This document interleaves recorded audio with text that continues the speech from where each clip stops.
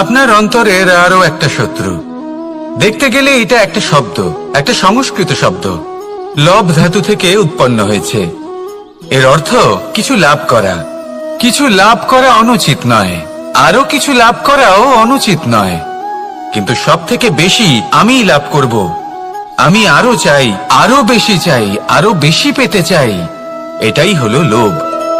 আর এই লোভ যখন গ্রাস করে তখন আপনি যা পেতে চান, সে ধনই হোক বা মানই হোক, তা অর্জন করার জন্য মানুষ যে কোনো স্তরে পৌঁছে যেতে পারে। যদি মানুষ ধন অর্জন করতে চান তাহলে তার জন্য তারা অধর্মের পথেও চলতে পারেন। যদি সম্মান অর্জন করতে চান তাহলে অন্য মানুষকে ছোটও করতে পারেন।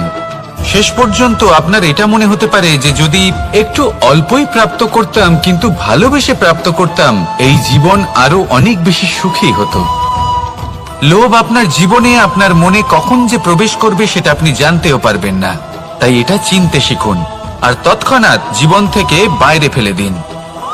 যা কিছু লাভ করতে চান তা ভালোবেসে লাভ করুন, আর সেই ভালোবাসার সাথেই বলুন রাধা রাধা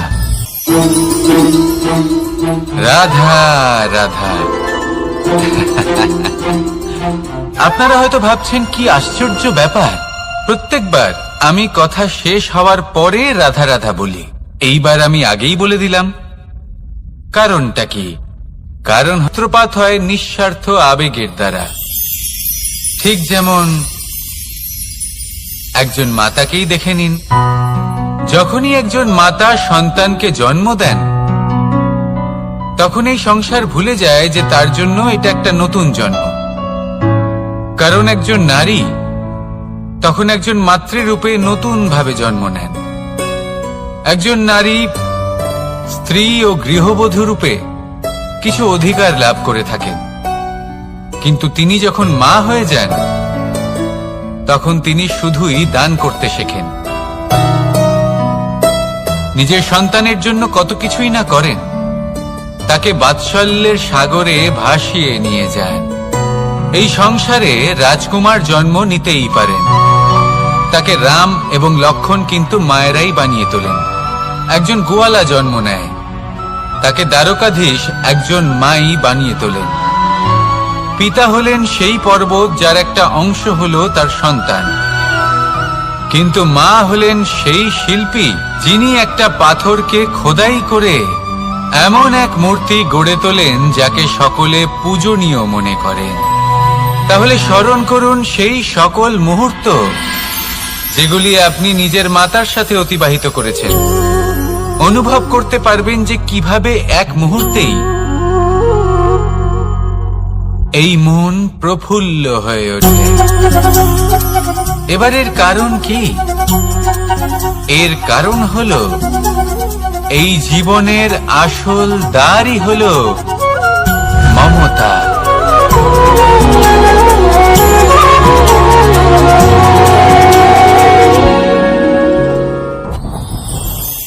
যত শক্তিশালী এই মন তত শক্তিশালী এই শরীরও। সারথি শক্তিহীন হয়, দুর্বল হয়, তাহলে এই রথের কি হবে? এটা উচিত পথে চলতে পারবে না, উচিত গতিতে চলতে পারবে না, মন মতো স্থানে এটা পৌঁছতেও পারবে না। সেই জন্য মনের শক্তি অত্যন্ত প্রয়োজনীয়। এবার মনের শক্তি আমরা কোথা থেকে লাভ করি? দৃঢ়তার শক্তি থেকে। এবার এই শক্তি আমরা কিভাবে বাড়াতে পারি? আমরা প্রতিদিন কিছু নতুন স্থির করি, কিছু ছোট কিছু বড়, আর যেই আমরা নতুন কিছু পূর্ণ করি আমাদের মনের শক্তি বেড়ে যায়। আর যদি পূর্ণ না করতে পারি মনের শক্তি কমে যায়। একটা দেওয়ালের মতো ছোট ছোট ছোট ছোট শিলা আমরা একটার পর একটা স্থাপন করে একটা দেওয়াল তৈরি করি। এতগুলো পাথর যখন একত্রিত হয়ে যায় তখন এমন এক দেওয়াল তৈরি হয় যাকে ভাঙা প্রায় অসম্ভব হয়ে দাঁড়ায়। সেরকমই হয় মন এবং দৃঢ়তা। ছোট ছোট কাজ করে নিজের লক্ষ্য পূর্ণ করুন। এই লক্ষ্য যদি পূর্ণ হয় তবে মনের শক্তি বাড়বে। কিছুটা এইভাবে যে যত বড়ই বিপদ আসুক না কেন সেই বিপদ নিজে হার মেনে নেবে, কিন্তু আপনার মন ততটাই শক্তিশালী থাকবে। তাই মনের শক্তি বাড়াতে থাকুন যাতে আপনি উচিত পথে চলতে পারেন, উচিত গতিতে চলেন আর মনোবাঞ্ছিত স্থানে পৌঁছতে পারেন। তবেই এই মন প্রসন্ন হয়ে বলবে রাধা রাধা। আমি রাধাকে ভালোবাসি, আর এই কথাটা সমগ্র সংসার জানে। আর সময় অন্তরে লীলার দ্বারা, বিভিন্ন ঘটনা দ্বারা, কর্মের দ্বারা আমি নিজের এই ভালোবাসা রাধার সামনে প্রকাশ করি। এবার আপনি বলবেন, এসবের কি প্রয়োজন? রাধা কি এই কথা জানে না যে কৃষ্ণ তাকে কতটা ভালোবাসে? অবশ্যই জানে, কিন্তু এই যে ভালোবাসা, তা মনে রেখে দেওয়ার জন্য নয়, তা প্রকাশ করার জন্য। আর বারংবার এই ভালোবাসাকে প্রকাশ করা উচিত, উচিত সময় এবং উচিত সুযোগ দেখে। কিরকম? এবার যদি আপনি প্রেমীর সাথে কোনো উৎসবে থাকেন, তাহলে তার সাথে নৃত্য সঙ্গীত করুন। যদি ভিড়ের মাঝে থাকেন, তখন প্রেমীকে সম্মান করুন, একান্তে প্রসাধন করুন। দুঃখের সময় তার হাত ধরে থাকুন, সুখের সময় আলিঙ্গন করে রাখুন। এই প্রেম যত প্রকাশ করবেন, ততই এই প্রেমের বৃদ্ধি হবে।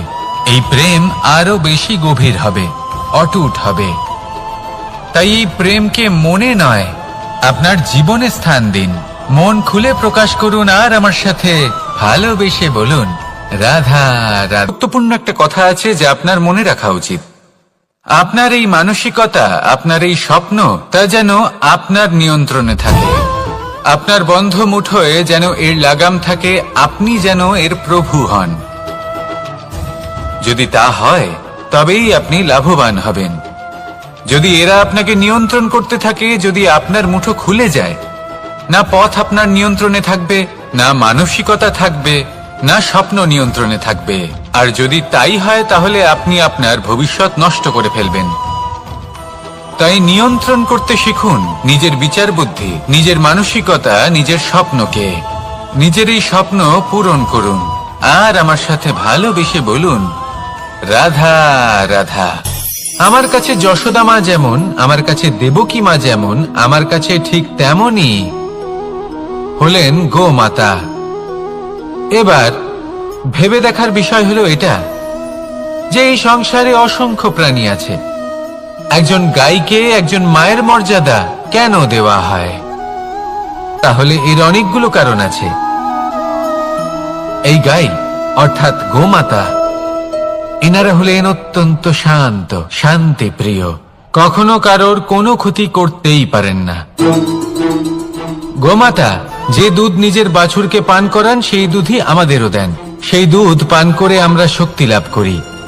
এই দুধ থেকে আমরা মাখন, ঘি, পায়েস, এইসব সুস্বাদু খাবার লাভ করি। গোমাতার গোবর আমাদের জ্বালানি হিসেবে সাহায্য করে, যার ফলে খুব কম সংখ্যক কাঠ ব্যবহার করা যায় এবং বেশিরভাগ জঙ্গল সুরক্ষিত থাকে। গোমাতার গোমূত্র, সেটাও আমাদের কাছে লাভজনক। এর দ্বারা আমরা অনেক রোগ থেকে মুক্তি লাভ করতে পারি। গোমাতা যখন একটি বাছুরকে জন্ম দেন, তখন সেই বড় হয়ে আমাদের ক্ষেত কর্ষণ করে। সেই জন্য গাইকেও জীবনে মায়ের মর্যাদা দেবেন। যতটা সম্ভব তাকে সেবা করুন এবং ভালোবেসে তাকে পালন করুন। এই মন নিজে থেকেই প্রসন্ন হয়ে বলবে, রাধা রাধা। চলতে থাকা, থেমে যাওয়া, বিশ্রাম নেওয়া, তারপর দম নিয়ে পুনরায় দাঁড়িয়ে পড়া, আর তারপর আবার সেই পথ চলা। এটা জীবনের অভিন্ন এক অঙ্গ, এটার থেকে আপনি পালাতে পারবেন না। কিন্তু এই অঙ্গকে আপনি নিজের জীবনে কিভাবে প্রয়োগ করবেন, কিভাবে তাকে কাজে লাগাবেন, সেই সিদ্ধান্ত আপনাকে নিতে হবে। যারা হেরে যান তারাও জীবনে থমকে যান, আবার যারা জেতেন তারাও দাঁড়িয়ে পড়েন। যারা হেরে যান তারা হাঁপিয়ে দাঁড়িয়ে পড়েন, যারা জিতে যান তারা দাঁড়িয়ে পড়েন সেই সর্বোচ্চ স্তরে পৌঁছে গিয়ে। এবার দাঁড়াতে তো আপনাকে হবেই, তা হতেই হবে। কিন্তু কখন, কিভাবে দাঁড়াবেন, ক্লান্ত হয়ে নাকি সর্বোচ্চ স্তরে পৌঁছে গিয়ে, সেই সিদ্ধান্ত আপনার। অবশ্যই দাঁড়িয়ে পড়ুন, কিন্তু ক্লান্ত হয়ে নয়, কারণ আপনাকে পুনরায় দাঁড়িয়ে পড়তে হবে, পুনরায় যাত্রাপথে এগোতে হবে এবং সর্বোচ্চ স্তরে পৌঁছতেই হবে। রাধা রাধা। স্বপ্ন, আমরা জীবনে স্বপ্ন দেখতে থাকি, সেটা পূরণ করার পূর্ণ প্রয়াস করে থাকি। কিন্তু এই স্বপ্ন পূরণ না হওয়ার পরিস্থিতিতে আমরা ভেঙে পড়ি, ছিন্ন বিচ্ছিন্ন হই। আর তারপরেই বোঝা আমরা আগামী প্রজন্মের ওপর রীতিমতো চাপিয়ে দিই। আমরা এটাই মনে করি যে আমরা যেটা হতে পারিনি সেটা আমাদের সন্তান অবশ্যই হবে। আমরা যা কখনো পাইনি আমাদের সন্তান অবশ্যই তা পাবে। এটা যে অনুচিত সেটা আমরা ভাবি না, কিন্তু এটা ভুল। আর এই ভুল আমরা সকলেই করে থাকি। সন্তান প্রকৃতি আর পরমাত্মার আশীর্বাদ। ওদের ভেতরে তাদের নিজের একটা অস্তিত্ব লুকিয়ে থাকে, সেটা মন আগুন অবশ্যই নেভাতে পারে। ঠিক সেই রকমই হয় আমাদের সম্পর্ক, সম্পর্ক যা আমরা বহু বছর পরিশ্রম করে তৈরি করি, যে দরকার পড়লে আমাদের সহায়ক হয় কোনো না কোনো ভাবে। সেই জন্য সম্মান করতে শিখুন এই সম্পর্কগুলিকে, শিখুন এই সম্পর্কগুলিকে অটুট রাখতে। কথায় কথায় এই সম্পর্কগুলিকে ভেঙে দিতে শিখবেন না। রাধা রাধা। বিষ, এই শব্দটা শুনলেই মনে অনেক কল্পনা জন্ম নেয়, আর আমাদের চারিদিক থেকে ঘিরে ধরে। তখন এই অহংকার আমাদের ছায়ার মতোই বিলুপ্ত হয়ে যায়। তাই সেই কারণে এই আত্মসম্মান নয়, এ হলো অহংকার। আর অহংকার আর কিছুই নয়, শুধু পতনের দিকে প্রথম পদক্ষেপ। আর এই জীবনে পতনের দিকে নয়, প্রেমের দিকে এগিয়ে যান। আর আমার সাথে ভালোবেসে বলুন, রাধা রাধা। আপনি কি কখনো ফলে ফুলে পরিপূর্ণ বৃক্ষ দেখেছেন? তার ডালগুলো কিরকম স্বাধীনভাবে বেড়ে ওঠে, কিন্তু যদি এই ডালগুলো মূলের সাথে ঠিকভাবে যুক্ত না থাকে, সেই বৃক্ষের মূলগুলি গভীর না হয়, তাহলে কি হবে? তাহলে কি সে সেই সব সুবিধা পাবে? কখনোই নয়। সেই বৃক্ষের ডাল পড়ে যাবে, সেই বৃক্ষ ভূমিষ্ঠ হয়ে যাবে। ঠিক সেইভাবেই চিন্তা ভাবনার স্বাধীনতার আনন্দ আপনি তখনই আস্বাদন করবেন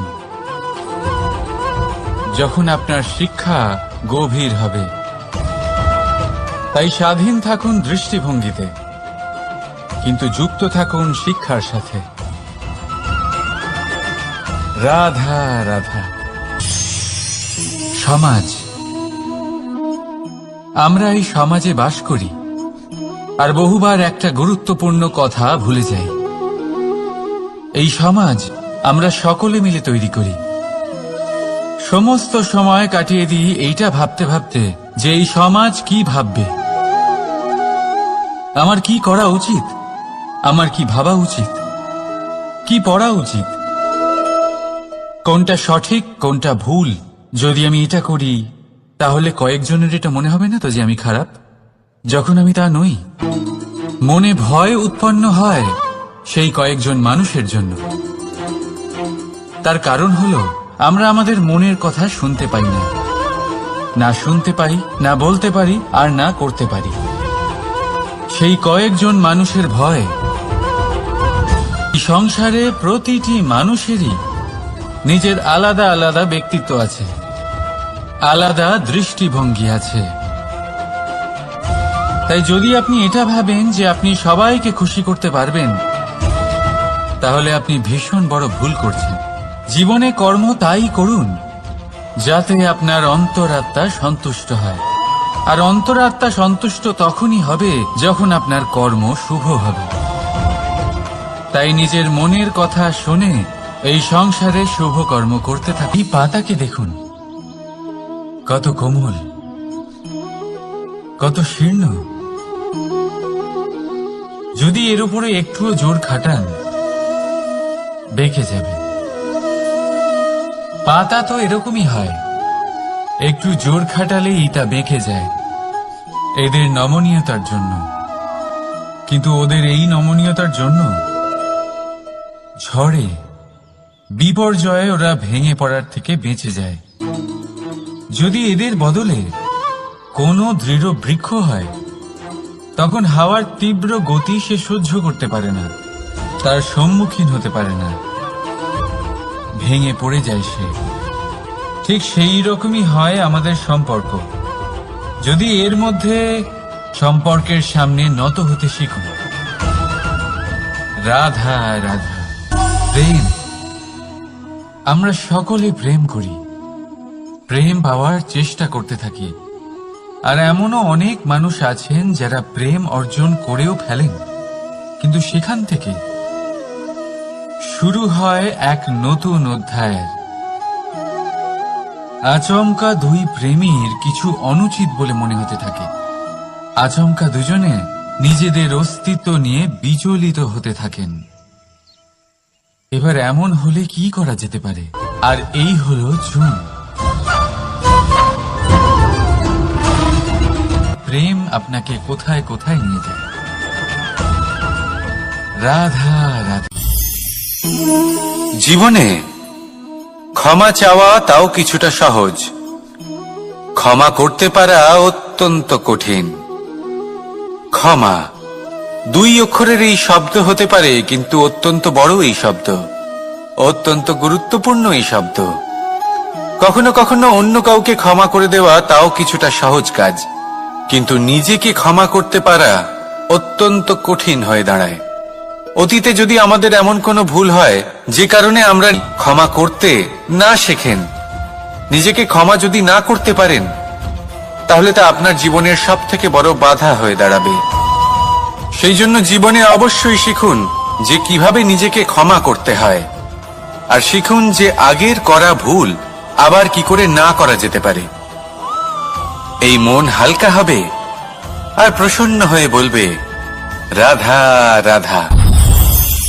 এই সংসারে যখনই কোনো সমস্যা আসে, তখন আমরা আমাদের সব থেকে বড় সম্বলের কাছে আশ্রয় খুঁজি, তা হলো আমাদের বিশ্বাস।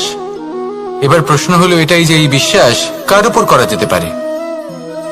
পরিবারের উপর, বন্ধুর উপর, নাকি তাদের উপর বিশ্বাস করা উচিত যাদেরকে আমরা কখনো সঙ্গ দিয়েছি? দেখুন, এই সংসারে বিপদের সম্মুখীন হলে কে আপনাকে সাহায্য করবে সেটা নির্বাচন করা আপনার হাতে নেই। সেটা সেই সকল ব্যক্তির উপর নির্ভরশীল যে তারা আপনাকে সাহায্য করবে নাকি করবে না। অর্থাৎ যখনই কোনো বিপদ আসে, সর্বপ্রথম তার সম্মুখীন আমাদের নিজেকেই হতে হয়, আর তার জন্য প্রস্তুত থাকা প্রয়োজনীয়। সেই শক্তি, সেই সাহস অর্জন করা প্রয়োজনীয়। দেখুন, যখনই অন্ধকার আসে, তখন সবার আগে কে আপনাকে ত্যাগ করে চলে যায়? আপনার নিজেরই ছায়া। এই অন্ধকারের সম্মুখীন হতে হয় অন্তরের প্রদীপের দ্বারা, অন্তরের আত্মা দ্বারা। তবেই আপনি অন্ধকারের ওপর জয়লাভ করতে পারবেন।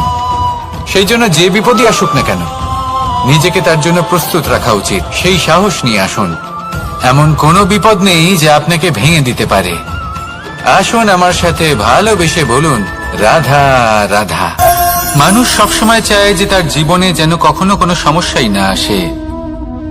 সে চায় তার জীবন যেন শুধুমাত্র শান্তি এবং সুখের দ্বারা পূর্ণ থাকে। কিন্তু এই চাহিদা অনুচিত কিছু নয়। আমরা সবাই এটাই চাই যে জীবনে সুখ থাক, শান্তি থাক। কিন্তু এই কথা সবসময় মনে রাখবেন, যে সূর্য উদিত হন সংসারকে প্রকাশমান করেন, দুপুরবেলায় সংসারকে রৌদ্র প্রদান করেন, সন্ধেবেলায় তাকেও অস্ত যেতে হয়। এবার আমাদের জীবন চক্র কিছুটা এরকমই। কোনো কিছুই চিরকাল একরকম থাকে না।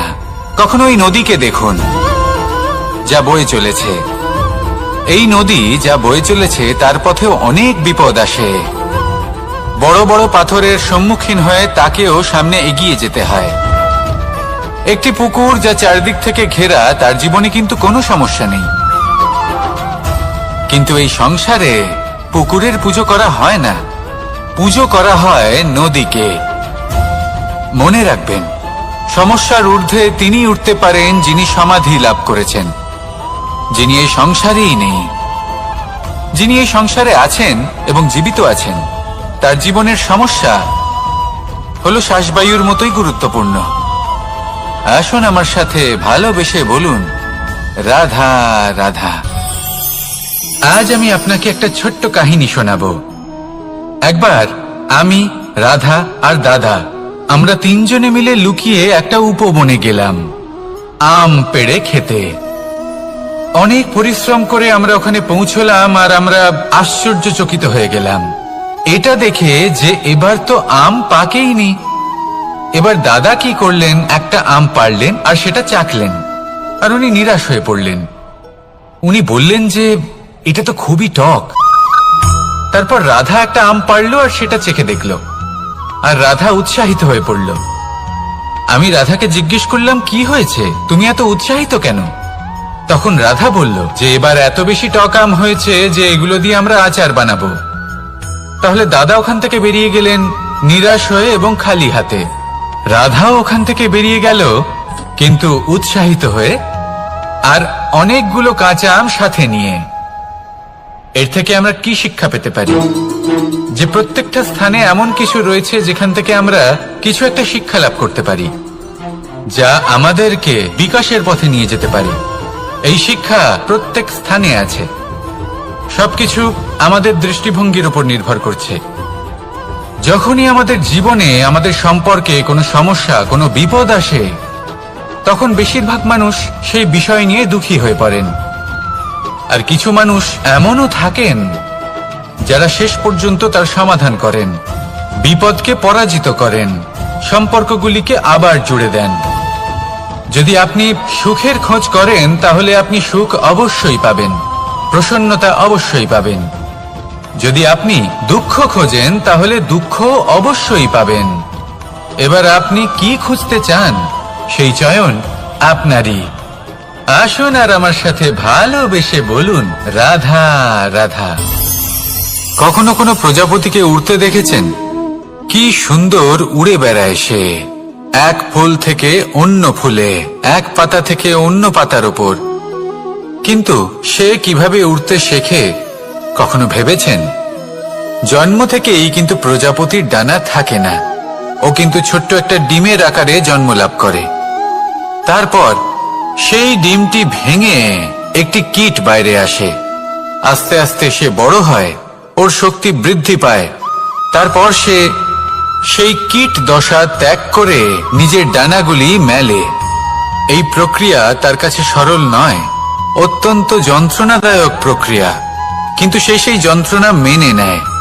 আর তারপর আস্তে আস্তে সে উড়তে শেখে। শুধুমাত্র আকাশে উড়ে বেড়ায় তা নয়, আমাদের মনের মাঝে উড়ে বেড়ায়। এবার এই ডিম থেকে প্রজাপতি হয়ে ওঠার যে যাত্রা, এটা যতটা কঠিন, ততটাই কঠিন হয় এই সংসারে শ্রেষ্ঠ কর্ম করা, ততটাই কঠিন হয় এই সংসারে মহান হয়ে ওঠা। সেই জন্য প্রয়োজনীয় প্রচেষ্টা এবং সময়।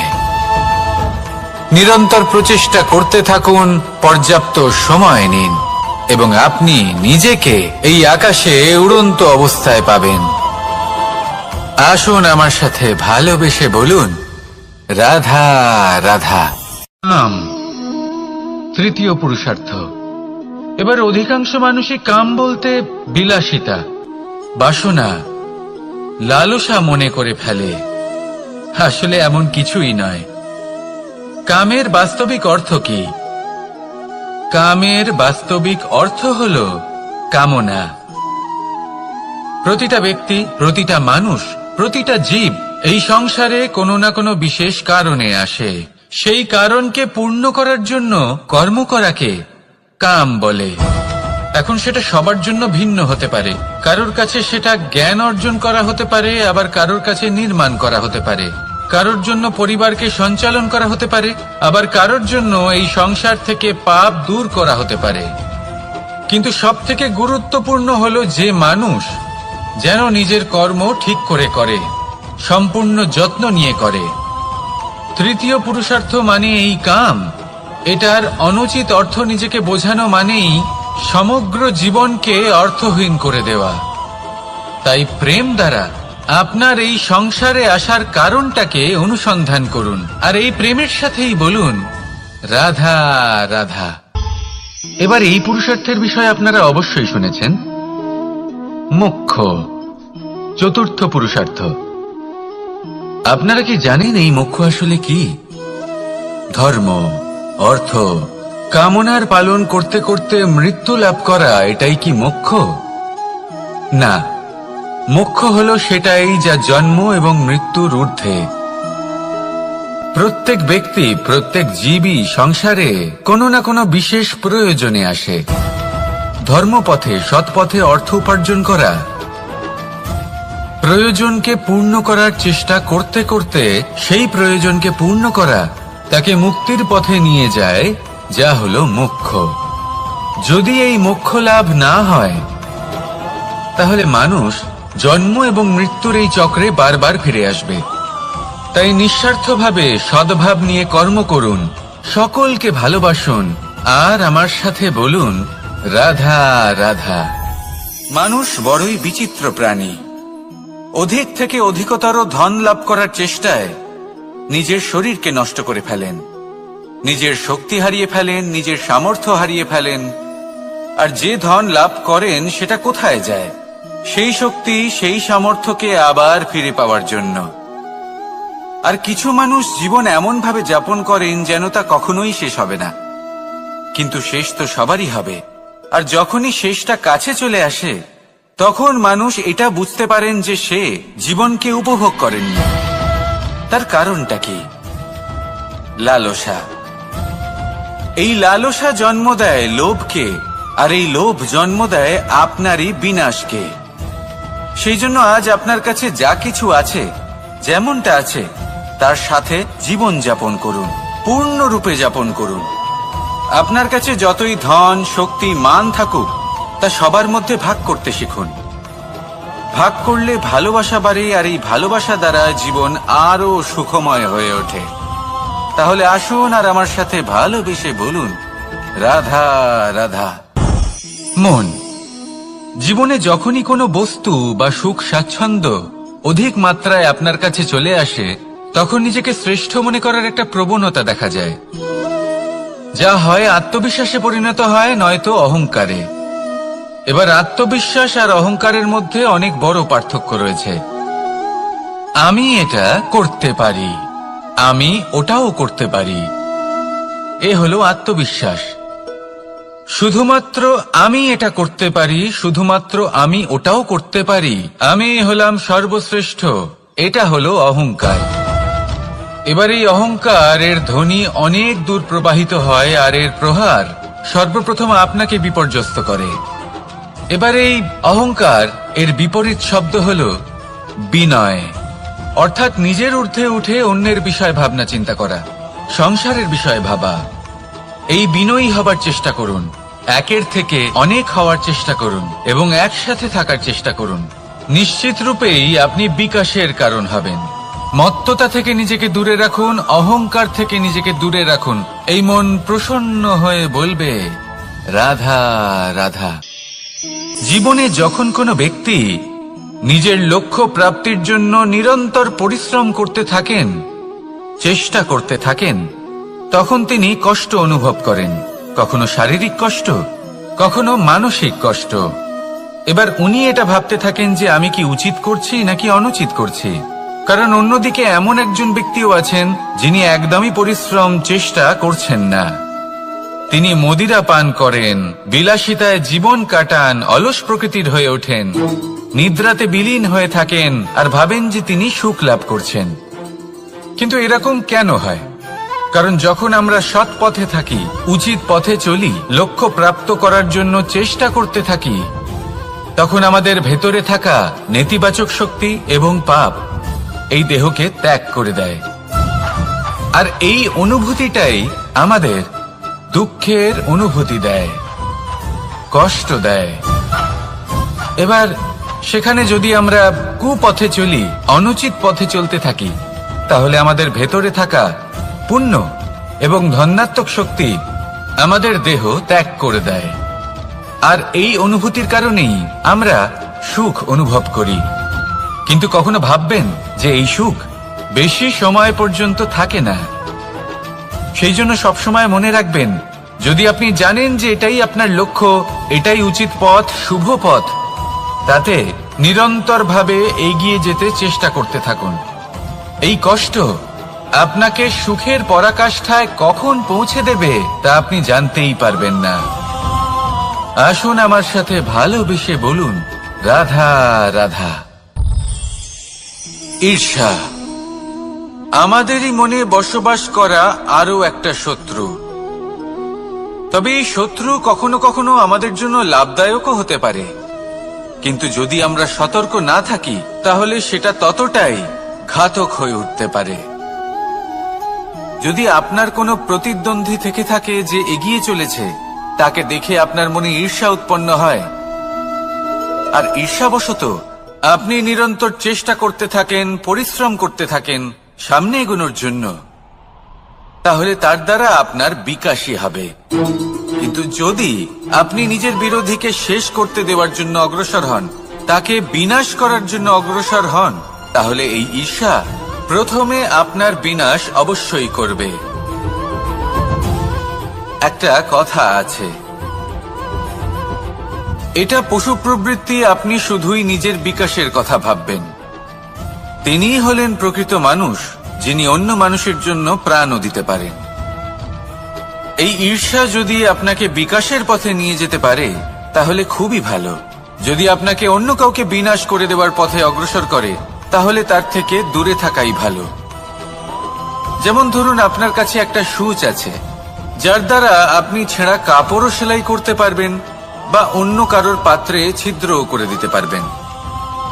আপনি কি চাইবেন, নিজের বিকাশ নাকি অন্য কারোর বিনাশ?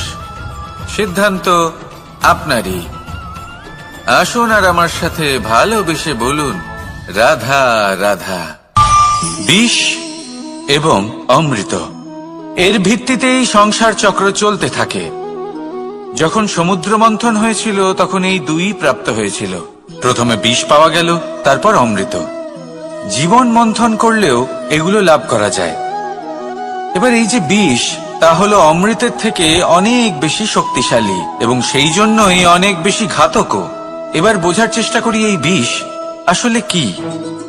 যে কোনো বস্তু বা কোনো ভাব যদি মাত্রার থেকে বেশি পরিমাণে আপনার কাছে থাকে, প্রয়োজনের থেকে বেশি আপনার কাছে থাকে, তাহলে সেটা আপনার কাছে বিষ সমান হতে পারে।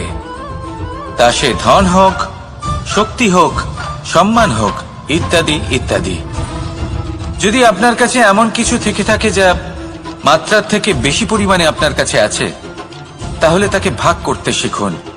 যদি আপনি ভাগ করতে শিখে যান, তাহলে এই বিষই আপনার জন্য অমৃতে পরিণত হবে, আর তাদের কাছেও অমৃত সমান হয়ে উঠবে যাদের এই সাহায্যের প্রয়োজন। তাহলে ভাগ করে নিতে শিখুন আর আমার সাথে ভালোবেসে বলুন, রাধা রাধা। কোনো বাড়িতে, কোনো পরিবারে যখন কারোর জন্ম হয়, তখন তা কত সুখের মুহূর্ত হয়। সেই ছোট্ট সন্তান যখন কিছুটা বড় হয়, সে হাঁটার চেষ্টা করে, আর সেই প্রক্রিয়াতেও খুব বড় একটা শিক্ষা লুকিয়ে রয়েছে, ঠেলে দেওয়া। যখন আপনি হাঁটতে চান, সামনে এগোতে চান, তখন আপনি কি করেন? নিজের পায়ের তলার যে মাটি, তাকে আপনি পেছনে ঠেলে দেন। ব্যাস, এই একই জিনিস তো জীবনেও শিখতে হবে। এবার যদি আপনি জ্ঞানের পথে অগ্রসর হতে চান, তাহলে অজ্ঞানতাকে পেছনে সরিয়ে দিতে হবে। যদি আপনি প্রকাশের দিকে এগোতে চান, তাহলে অন্ধকারকে পেছনে সরিয়ে দিতে হবে। যদি আপনি ভবিষ্যতে সফল হতে চান, তাহলে অতীতের যে অসফলতাগুলিকে পেছনে সরিয়ে দিতে হবে। যে জল বইতে বইতে থেমে যায়, তাকে আমরা নালা বলে থাকি। তার থেকে দুর্গন্ধ বের হয়। কিন্তু যে জল বইতেই থাকে, তাকেই আমরা পবিত্র জল বলি। তাহলে আপনিও কর্ম করতে থাকুন, কখনো থামবেন না। আর আমার সাথে ভালোবেসে বলুন, রাধা রাধা। যোগাসন। যোগাসনে আসন অত্যন্ত গুরুত্বপূর্ণ। এবার আমি বলবো সবথেকে শ্রেষ্ঠ আসন কোনটি। আশ্বাস। নিজেকে আশ্বস্ত করতে থাকুন যে আমি আছি, সব ঠিক হবে, যা হচ্ছে ভালোর জন্য হচ্ছে।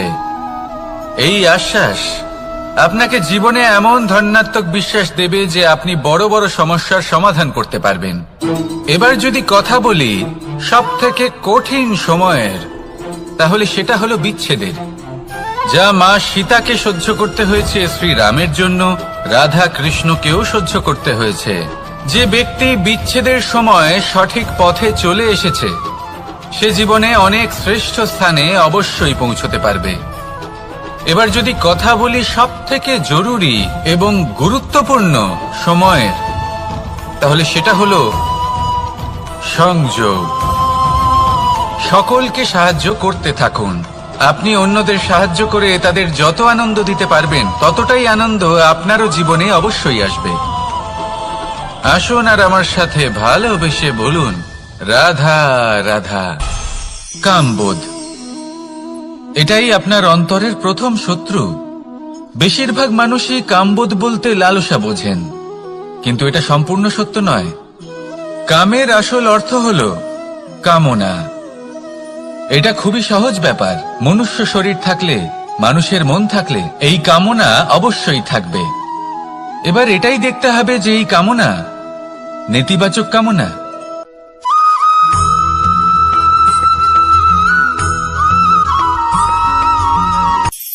কখনো কোনো বাগানের কোনো বৃক্ষকে দেখেছেন যেখানে সুগন্ধি ফুল থাকে, রসালো ফল থাকে? তখন মন প্রফুল্ল হয়ে ওঠে, মন থেকে সেই বৃক্ষের প্রতি ভালোবাসা জন্মায়। কিন্তু যিনি বাগানের মালিক, শুধুমাত্র তিনিই জানেন যে কিভাবে এই বৃক্ষকে আগলে রাখতে হয়, কিভাবে তার পরিচর্যা করলে এতে সুন্দর সুগন্ধি ফুল হবে, রসালো ফল হবে। কখনো কখনো প্রয়োজনের থেকে বেশি রোদ পেলে এই বৃক্ষগুলি শুকিয়ে যায়, প্রয়োজনের থেকে কম রোদ পেলেও এই বৃক্ষ কিন্তু শুকিয়ে যায়। প্রয়োজনের থেকে কম জল যদি পায়, এই বৃক্ষ শুকিয়ে যেতে পারে। প্রয়োজনের থেকে অতিরিক্ত জল যদি পায়, তখনও এই বৃক্ষের শিকড়গুলি নষ্ট হয়ে যেতে পারে। এবার এটাই কিন্তু আমাদের সংসারের সাথেও হয়। আমাদের সংসারের সকল প্রতিভাশালী ব্যক্তি, যেমন লেখক, বিচারক, প্রবক্তা, যোদ্ধা, এদের সবার ক্ষেত্রে এই কথাটাই প্রযোজ্য।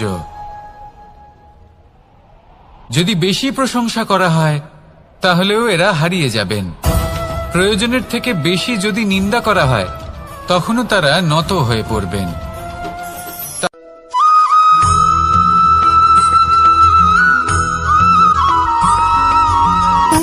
সুখ, দুঃখ এবং শক্তি, এই তিন হলো এই সংসারের ত্রিদেবের মতো। আমাদের জীবনে যা কিছু ঘটছে এই তিনটির ভিত্তির উপরেই হচ্ছে। আসলে এই সংসারের একটা নিয়ম আছে, যখনই আপনি কিছু লাভ করেন, এই সংসার আপনার পরীক্ষা নেয়। এটা জানার জন্য আপনার পরীক্ষা নেয় যে আপনি যা কিছুই লাভ করেছেন, আপনি কি আদৌ সেটার যোগ্য কিনা। ঠিক সেইভাবেই এই সুখ, দুঃখ এবং শক্তি আপনার পরীক্ষা নিয়ে থাকে। যখন সুখ আসে, তখন সে আপনার পরীক্ষা নেয় যে আপনার মধ্যে অহংবোধ জাগ্রত হয়নি তো। যদি অহংবোধ চলে আসে, তাহলে সুখ সেখানেই সঙ্গ ত্যাগ করে।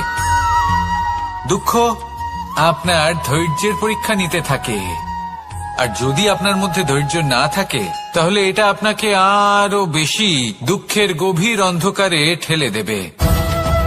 সেখানে শক্তি পরীক্ষা নেয় আপনার বিনম্রতার। যদি আপনি বিনম্র না হন, তাহলে হয় এই শক্তি আপনার সঙ্গ ত্যাগ করবে, নয় এই শক্তি বিনম্রতার অভাবে আপনার পতনের কারণ হতে পারে। এই সংসারে